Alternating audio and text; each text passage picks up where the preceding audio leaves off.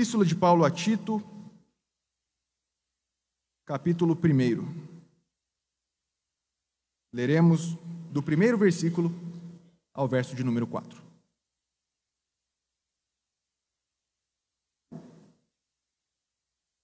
Diz-nos assim a palavra do Senhor.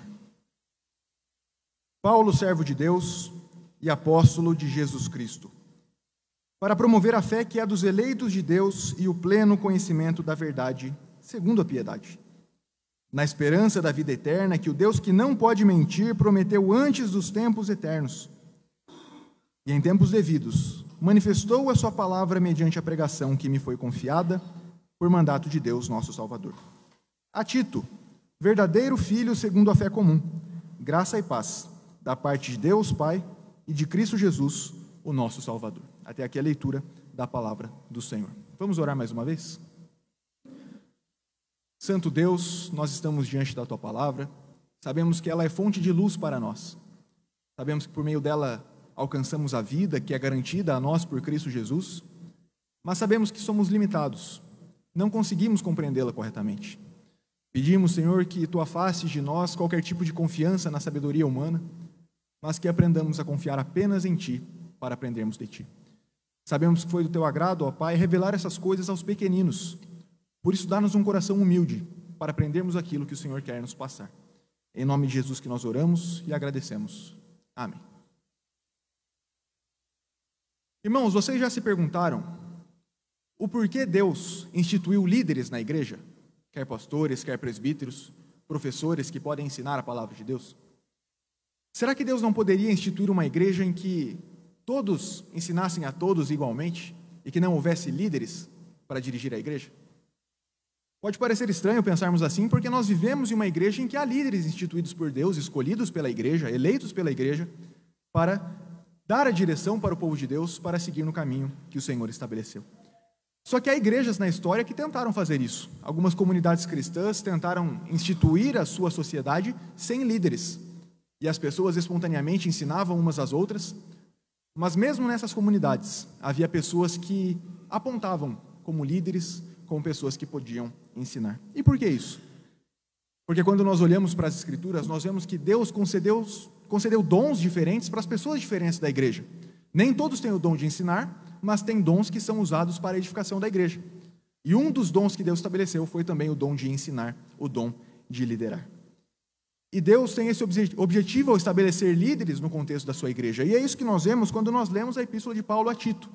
Deus já havia estabelecido Paulo como um apóstolo, como um líder da igreja cristã, e na Epístola de Paulo a Tito, Tito está sendo instituído por Paulo como responsável sobre a ilha de Creta, sobre a igreja na ilha de Creta.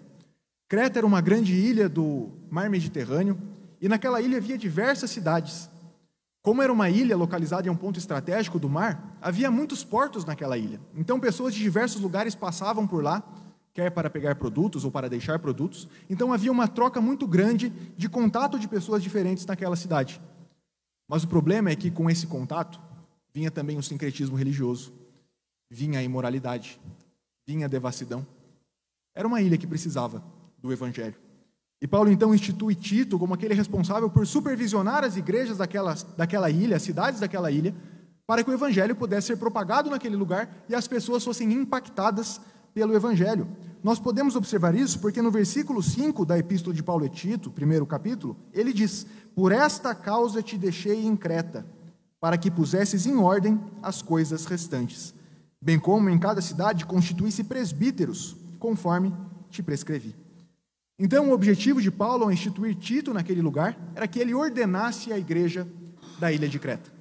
E ele faria isso, em primeiro lugar, estabelecendo e constituindo presbíteros, líderes, pessoas maduras que em cada cidade ensinariam a palavra de Deus e discipulariam aquelas pessoas. Só que, além de instituir presbíteros, Paulo chama Tito a combater os falsos mestres. Nos versículos 10 e 11, ele diz: porque existem muitos insubordinados, pauradores, frívolos e enganadores, especialmente os da circuncisão.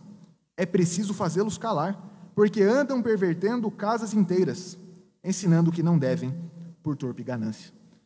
Paulo diz que Tito tinha a responsabilidade de calar aqueles que ensinavam as falsas doutrinas, os falsos ensinos naquela ilha de Creta. E uma vez estabelecido presbíteros, e uma vez combatidos os falsos mestres, o evangelho propagaria-se naquela ilha, naquelas cidades, e as pessoas seriam transformadas.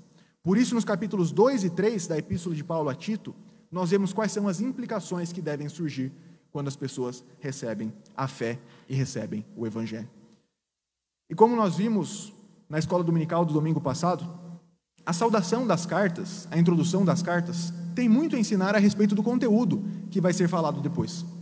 Uma vez que um dos propósitos de Paulo é falar sobre a fé e como a fé molda a conduta das pessoas, ele antecipa essas verdades no texto que nós lemos, justamente para mostrar que ele, como líder estabelecido por Deus, propagou essa fé, promoveu essa fé, e agora Tito era o responsável por fazer o mesmo, promover a fé que Deus entregou ao seu povo.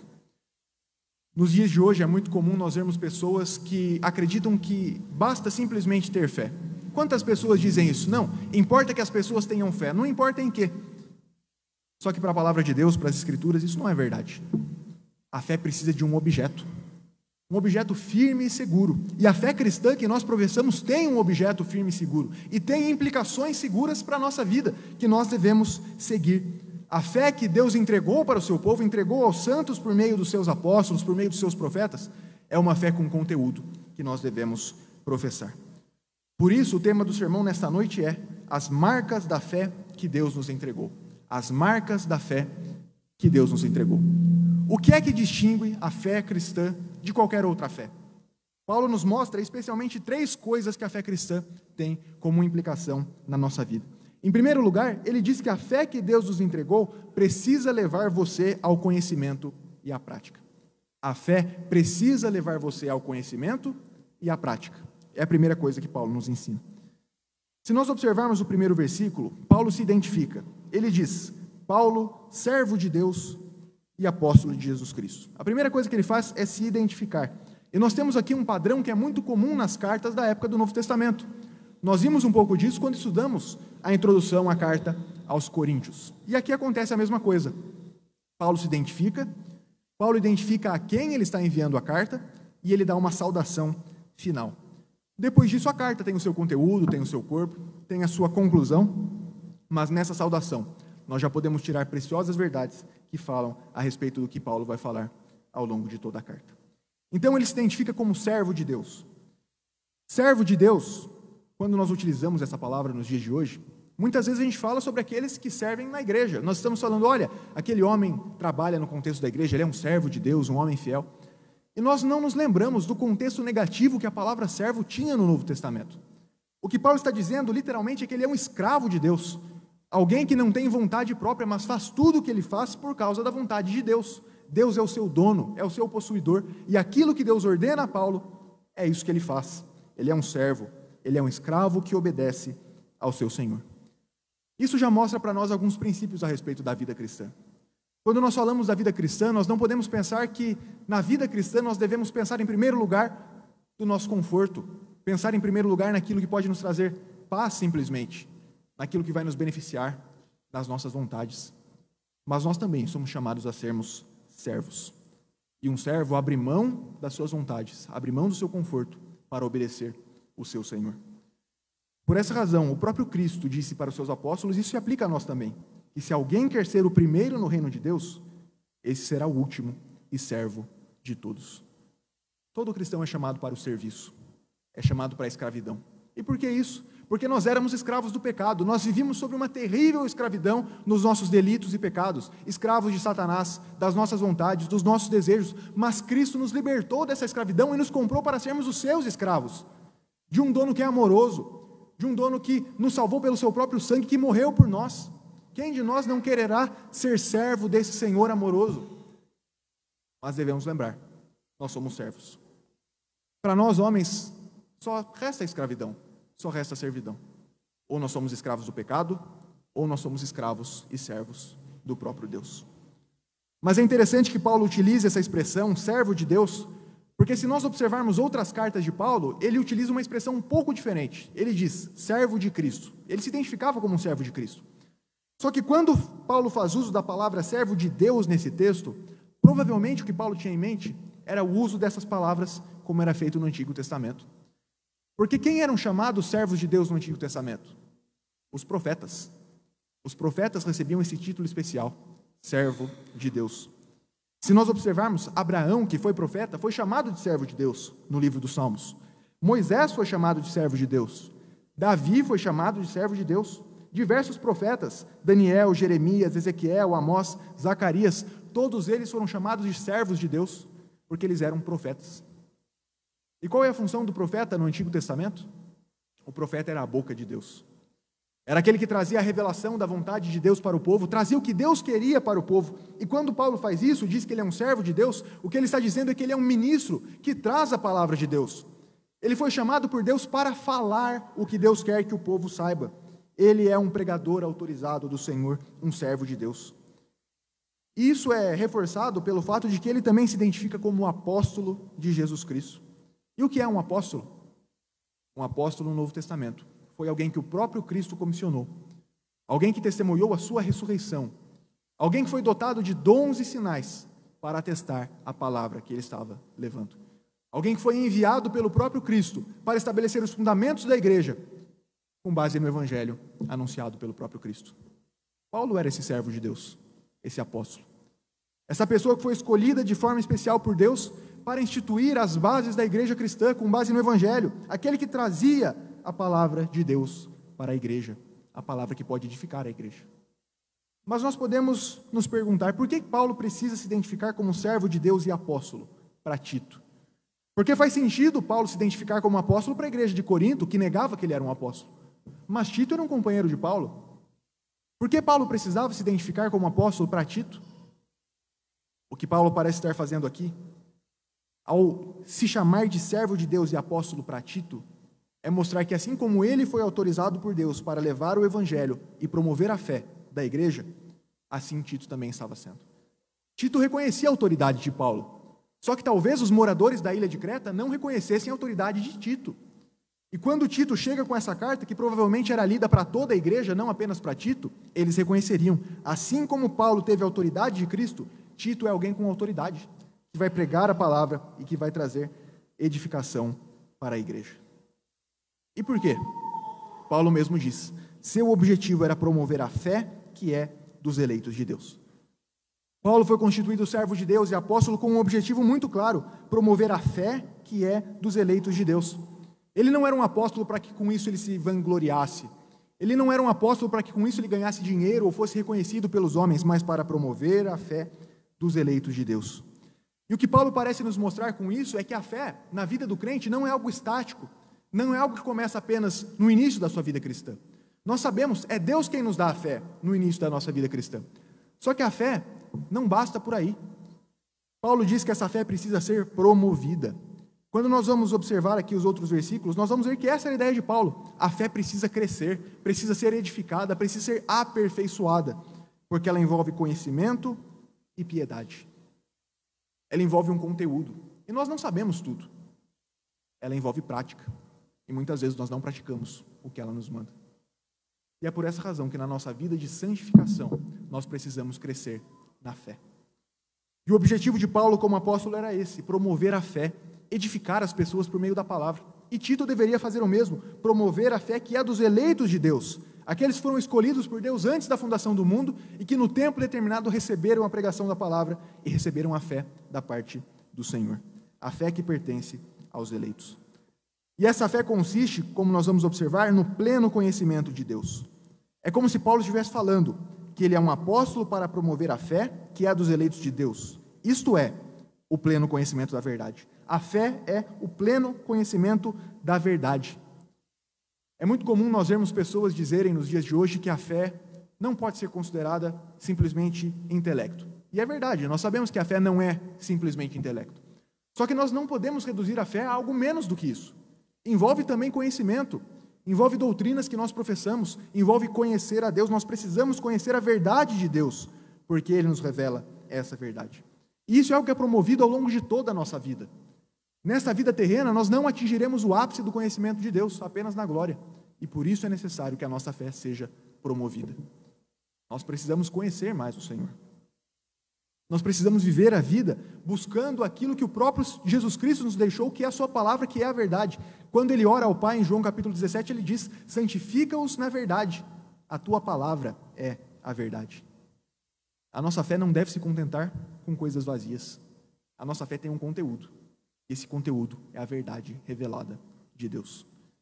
Em um mundo em que não existe mais verdade objetiva, em que há diversas verdades, nós precisamos atestar isso. A fé envolve o pleno conhecimento da verdade. A verdade que se revelou em Cristo Jesus e que está disponível a nós nas Escrituras. Por isso, busque o conhecimento de Deus. Aproveite os meios que Deus deu a você para conhecer mais a Ele. Nós falamos um pouco sobre isso de manhã, do quanto os nossos irmãos no passado tinham tanta dificuldade em ter acesso à palavra de Deus, mas ainda assim valorizavam. E hoje nós temos tantas facilidades e não queremos conhecer a Deus. Eu me lembro de contos do reverendo Ronaldo Lidório, quando ele era missionário na África. Ele disse que eles faziam um culto em determinada aldeia daquele lugar, e havia uma senhora que andava 2 dias para chegar naquele lugar, 2 ou 3 dias. E ela se esforçava para ir sempre que havia culto naquele lugar, mesmo que ela tivesse que andar 3 dias para ir e 3 para voltar. E quando ela estava no culto, ela se esforçava por decorar as palavras que o pastor pregava. Decorar o texto bíblico que era lido, porque ela não tinha acesso à palavra de Deus. Era um lugar em que era difícil ter Bíblias impressas, e talvez ela nem fosse alfabetizada. Então ela se esforçava por decorar a palavra de Deus, para que quando ela voltasse para sua casa, ela se lembrasse do que foi pregado.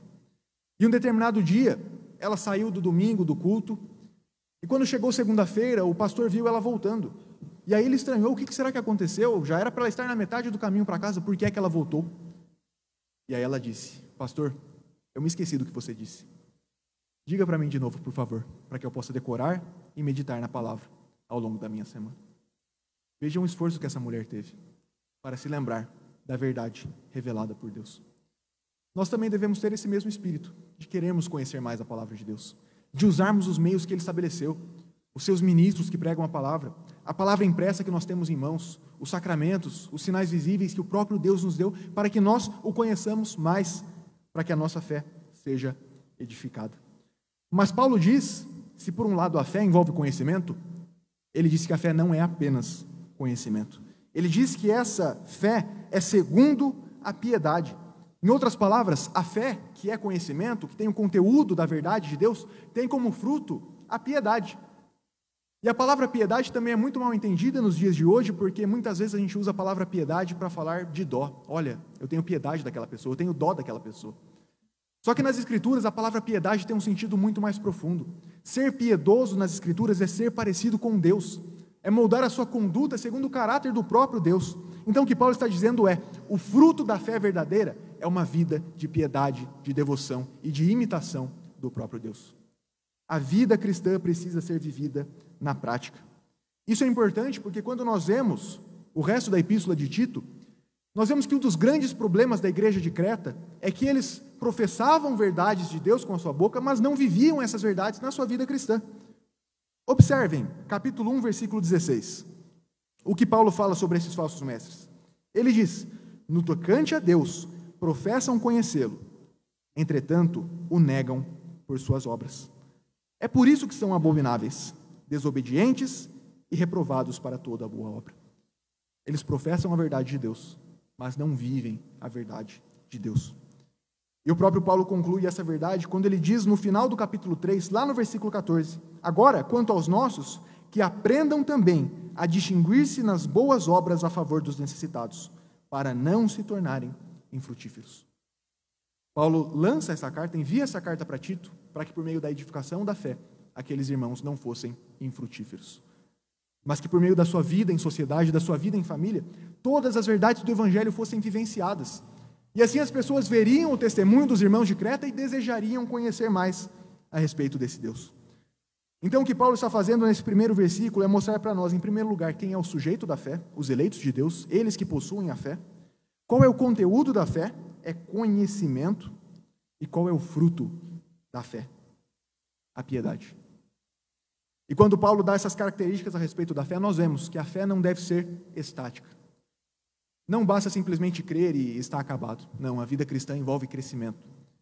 É por essa razão que a nossa confissão de fé diz que a fé salvadora é crer ser verdade tudo aquilo que é revelado na palavra de Deus.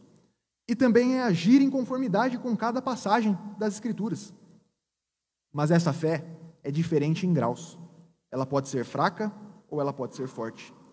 Ela pode ser muitas vezes e de muitos modos assaltada e enfraquecida, mas ela sempre alcança a vitória, atingindo em muitos a uma perfeita segurança em Cristo, que não é somente o autor, mas o consumador da fé. Cristo não é apenas o autor da nossa fé. A sua obra em nos trazer a fé não é simplesmente o momento em que nós nos convertemos, mas ele também é o consumador da fé, aquele que leva essa fé à perfeição, por meio dos meios que ele mesmo estabeleceu. Por essa razão, se lembre, a fé que Deus nos entregou precisa levar você ao conhecimento e à prática. Em primeiro lugar, a fé que Deus nos entregou precisa levar você ao conhecimento e à prática. Mas há uma segunda verdade que Paulo nos ensina aqui. Se em primeiro lugar nós vemos que a fé precisa levar tanto ao conhecimento como à prática, em segundo lugar, a fé que Deus nos entregou deve conduzir você à esperança da vida eterna. A fé deve conduzir você à esperança da vida eterna. Veja o que diz o versículo 2. Paulo está falando que é o dever dele promover a fé na esperança da vida eterna que o Deus que não pode mentir prometeu antes dos tempos eternos. Se em um primeiro momento ele falou sobre o conteúdo e o fruto da fé, agora ele fala do propósito da fé. Qual é o objetivo da fé? Aonde que ela nos leva? E nós precisamos entender qual é a diferença entre fruto e propósito aqui, porque pode trazer uma certa confusão para nós. O fruto da fé é a piedade. É isso que ela gera como fruto. Mas o propósito dela, aquilo que ela visa, é a esperança da vida eterna. Pensem, por exemplo, em uma árvore. Qual é o fruto da árvore? São os seus frutos, como o próprio nome diz. Ela produz frutos, seja maçã, no caso de uma macieira, banana, no caso de uma bananeira. Mas qual é o propósito dela produzir frutos? Para que serve o fruto da árvore? Serve para que nós plantemos e colhemos uma outra árvore. Ou no caso de alguém que plantou para comer, serve para comer esses frutos. Então, o fruto é um meio para um fim. A piedade é o meio para que esse fim seja alcançado, que é a esperança da vida eterna. Esse é o propósito da fé, que nós sejamos fortalecidos na esperança daquelas promessas que foram feitas por Deus. E é isso que Paulo está dizendo aqui. O resultado natural da fé que nós temos em Deus deve ser da esperança na vida eterna. E por quê? Porque ele é baseado na promessa do Deus que não pode mentir. Por que nós podemos ter a certeza da vida eterna? Porque quem prometeu não pode mentir. E é importante que Paulo fale isso no contexto de Creta, porque Creta era uma ilha conhecida por pessoas muito mentirosas. O próprio Paulo diz, vejam o versículo 12 do capítulo 1. Foi mesmo dentre eles um seu profeta que disse, cretenses, sempre mentirosos, feras terríveis, ventres preguiçosos. Tal testemunho é exato. É isso que Paulo diz. Creta era conhecida por ter um povo extremamente mentiroso, que não amava a verdade, que não estava apegado à verdade. E por isso ele diz, se por um lado os cretenses são mentirosos e creem em deuses que são mentirosos, nós não. Nós cremos em um Deus que não pode mentir. Inclusive é interessante, irmãos, porque Paulo escreveu essa epístola na língua grega. E a palavra usada na língua grega para falar que alguém era mentiroso é a mesma palavra usada para falar que alguém é cretense. É como se a palavra cretense, ou seja, aquele que é nascido em Creta, aquele que vive em Creta, esse é um mentiroso por natureza. Um cretense é um mentiroso por natureza. Mas a nossa esperança é baseada em um Deus que não pode mentir. Seu caráter é imutável. Se Ele prometeu para nós que nós desfrutaremos da vida eterna em Cristo Jesus, nós podemos ter a certeza, porque Ele não pode mentir. E observe que essa promessa foi feita antes dos tempos eternos. E nós também falamos um pouco sobre isso na escola dominical hoje. Deus prometeu a vida eterna ao seu povo no pacto da redenção, antes da criação de todas as coisas. Já era plano de Deus dar vida eterna para o seu povo. Quando Ele cria Adão e Eva e os coloca no jardim, seu objetivo é que eles tenham a vida eterna. Só que Adão peca. A humanidade cai em pecado. Mas Deus estabelece um novo pacto, uma nova aliança. A aliança da graça em Cristo Jesus, que garante que todos nós, por causa da sua obra, temos a vida eterna. E essa salvação que foi prometida ao longo do Antigo Testamento foi sendo revelada de forma contínua e progressiva até a vinda e a manifestação plena com a vinda de Cristo Jesus. É isso que Paulo quer dizer quando lá em Colossenses ele fala que esse mistério estava oculto, mas agora ele foi revelado. Vejam só, Colossenses capítulo 1, versos 26 e 27. Paulo diz, o mistério que estivera oculto dos séculos e das gerações, agora todavia se manifestou aos seus santos, aos quais Deus quis dar a conhecer qual seja a riqueza da glória deste mistério entre os gentios, isto é, Cristo em vós, a esperança da glória. O fato de que Cristo habita em nós e nos dá a esperança da glória é baseado no fato de que o mistério estava oculto, mas agora ele foi revelado. O autor aos Hebreus fala isso também. Hebreus capítulo 11, depois de falar sobre a grande lista dos heróis da fé, ele diz no final, a partir do verso 39, ora, todos esses que obtiveram bom testemunho por sua fé, não obtiveram, contudo, a concretização da promessa. Por haver Deus provido coisa superior a nosso respeito, para que eles, sem nós, não fossem aperfeiçoados. E a partir do capítulo 12 ele diz, no que consiste esse algo superior que foi reservado para nós? A obra de Cristo Jesus. Com a vinda de Cristo Jesus, nós temos a manifestação, a revelação plena do Evangelho de Deus, do caráter de Deus, o cumprimento dessas promessas que garante que nós temos a vida eterna. Tudo isso foi prometido antes de todos os tempos, antes dos tempos eternos. Mas Paulo diz que em tempos devidos manifestou a sua palavra mediante a pregação que me foi confiada por mandato de Deus. Paulo via o seu papel importante naquele contexto, não só dele, mas de todos os apóstolos. Os apóstolos tinham a função de proclamar esse mistério que antes estava oculto. Antes os gentios não tinham acesso a essa verdade da salvação em Cristo Jesus, mas agora eles têm. E Paulo teve responsabilidade nisso, como ministro de Cristo. É por isso que em Coríntios, Paulo se reconhece como ministro de Cristo e despenseiro dos mistérios de Deus. É onde ele diz que é imposta a necessidade de pregar. Ai de mim, se não pregar o Evangelho. Esse era o entendimento de Paulo. Ele era um servo com esse propósito, divulgar, promover o mistério que antes estava oculto, mas que agora, revelado, nos dá a certeza da vida eterna. Ele era um despenseiro. E o que faz um despenseiro? Despenseiro é aquele que cuida da despensa. A despensa é onde os alimentos ficam. Então, a função do despenseiro não é cuidar da comida no sentido de prover aquilo que a despensa está precisando. Não é ele que prepara a comida. Não é ele que faz com que a comida seja nutritiva para quem está comendo. Mas ele é simplesmente um despenseiro que cuida daquilo que Deus o confiou. Da mesma forma, hoje, irmãos, Deus estabelece servos de Deus, ministros, presbíteros, pessoas que recebem autoridade não própria, mas autoridade de Deus, para ministrarem a palavra de Deus de forma especial. Assim como ele fez com Tito, assim como ele fez com esses presbíteros que foram instituídos por Tito na ilha de Creta, para divulgarem aquela esperança que é baseada no próprio caráter de Deus. Deus quer fortalecer a fé da sua igreja, e ele faz isso por meio de ministros, por meio de presbíteros, por meio de servos fiéis que conhecem a verdade, vivem em piedade e trazem isso para que a fé de todos nós como igreja cresça. A fé cristã deve nos levar a meditar na vida eterna, a vida que nos foi garantida em Cristo Jesus e que nos dá esperança para vivermos momentos difíceis. Por isso, a fé que Deus nos entregou deve conduzir você à esperança da vida eterna. Essa é a segunda verdade que Paulo nos ensina aqui. A fé que Deus nos entregou deve conduzir você à esperança da vida eterna. E Paulo conclui com uma terceira e última verdade. Ele diz que a fé que Deus nos entregou promove o seu bem na igreja de Cristo. A fé promove o seu bem na igreja de Cristo. Vejam o que ele diz no versículo 4. A Tito, verdadeiro filho, segundo a fé comum. Graça e paz da parte de Deus Pai e de Cristo Jesus, o nosso Salvador. Quem foi Tito?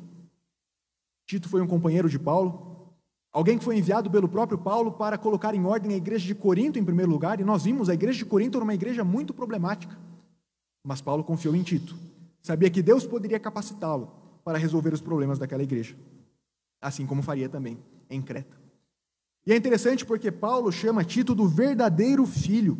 Em outras palavras, é como se Paulo dissesse que Tito é o seu filho legítimo, não em carne, mas por causa da fé comum. Quando ele diz que Tito é seu filho legítimo, o que ele está querendo dizer é, assim como eu tenho autoridade dada por Cristo, ele é legitimamente meu filho e recebe essa autoridade da parte de Cristo Jesus. E ele é meu filho por causa da fé comum. Paulo entendia que Tito foi gerado de novo por causa da fé que ele pregou a Tito. E é dessa forma que nós entendemos que na igreja nós somos também uma grande família, unida pela fé comum. Aquilo que nos une é aquilo que nós cremos, esse conhecimento pleno da verdade e a vida em piedade, que nos conduz à esperança da vida eterna. Todas essas coisas nos fazem uma só família. A fé tem esse poder, unir as pessoas. E Paulo entendia que Tito era seu filho na fé, gerado na fé, e por isso tinha autoridade para levar o Evangelho.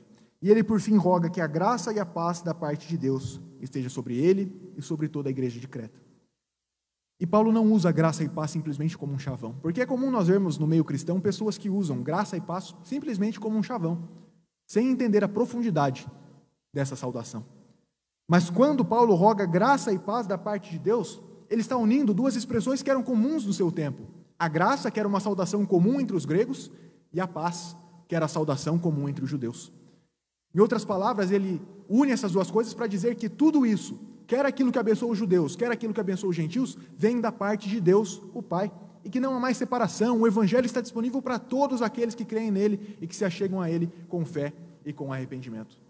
A todos eles está disponível a graça e a paz, a todos aqueles que professam a fé comum. É necessário ter essa fé para desfrutar da graça e da paz que é garantida por Cristo Jesus. E é no contexto da igreja, onde os crentes professam essa fé comum, onde os judeus e gentios estão unidos e não há mais separação, onde todos nós fazemos parte por causa de Cristo Jesus, é que nós temos Deus promovendo o bem do seu povo. Nós vimos isso de manhã também, nós somos o povo da aliança. Deus alimenta o seu povo, edifica a fé do seu povo no contexto comunitário, onde a fé comum é expressa, e ele usa os meios para isso, como nós vimos. Mas uma outra questão que Paulo nos deixa claro aqui no texto, quando ele diz que essa paz e essa graça vem da parte de Cristo Jesus, o nosso Salvador. Observem que ele já havia usado essa expressão no versículo 3, mas para falar de Deus o Pai, por mandado de Deus o nosso Salvador. Agora no verso 4, é Cristo quem é chamado do nosso Salvador. Paulo entendia que o Pai e o Filho são iguais em poder e em glória. Paulo nos dá a certeza aqui de que Cristo é verdadeiro Deus, como o Pai também é verdadeiro Deus. E quando ele expressa essa verdade, ele diz que a nossa fé comum é baseada nessa certeza, de que nós cremos em um Deus trino, e um Deus uno, Deus Pai, Filho e Espírito Santo, que são um só e verdadeiro Deus. Fora dessa verdade não pode haver salvação. Essa é a fé que Paulo promovia, essa é a fé comum que nos faz uma família, a certeza de que Deus trino, Pai, Filho e Espírito Santo, trabalham juntos, como um só Deus, são um verdadeiro e único Deus para salvar o povo comprado e remido por Cristo Jesus. Por essa razão, a fé que Deus nos entregou promove o seu bem na igreja de Cristo, na igreja onde a fé comum é professada. Concluindo, irmãos, nós vimos que Paulo antecipa diversas verdades da epístola de Paulo a Tito nessa pequena saudação. Ele fala sobre a sua responsabilidade como apóstolo e servo de Deus, aquele que teve a responsabilidade de trazer a verdade de Cristo para a igreja, mas ao mesmo tempo que essa fé deve ser promovida, porque a fé não é estática. E ele diz para Tito que assim como ele teve autoridade, Tito também teria autoridade para promover essa fé, que é a fé dos eleitos de Deus, que envolve conhecimento pleno da verdade e que conduz à piedade, à prática cristã. E que essa fé também nos dá esperança na vida eterna. E por fim, que essa fé é aquilo que garante que todos nós desfrutamos da bênção, da graça e da paz do Senhor no contexto da igreja. O grande propósito de Paulo era promover a fé comum. Certamente você estabeleceu diversas metas para começar este ano. Um novo ano se inicia. Nós fazemos planos, nós temos objetivos. Mas você incluiu entre os seus planos e metas crescer em graça e em conhecimento do Senhor?